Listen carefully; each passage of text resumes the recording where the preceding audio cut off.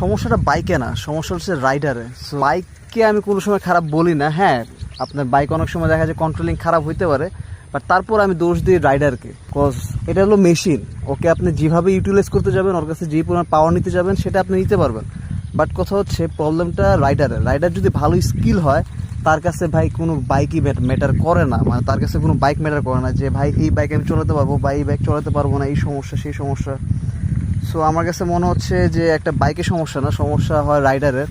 হয়তো অনেকে আমার এই কথা একমত হবে না, বাট তারপর আমি বলবো সমস্যাটা রাইডারের, বাইকের সমস্যা না। হ্যাঁ, বাইকে কন্ট্রোলিং মাঝে মধ্যে কিছুটা কম কিছুটা বেশি, বা চাকার কারণে অনেক সময় কমফোর্ট জোনটা আসে। বাট ওভারঅল আমার কাছে মনে হচ্ছে একটা রাইডার যদি ভালো হয়, একটা রাইডার যদি স্কিল হয়, প্রপার একজন রাইডার হয়ে থাকে, তার কাছে কোনো বাইক ম্যাটার করে না। সে যে কোনো বাইক যে কোনোভাবে যে কোনো পরিস্থিতিতে সে চালাতে পারবে। কথায় আছে না, যে পারে সে পারে।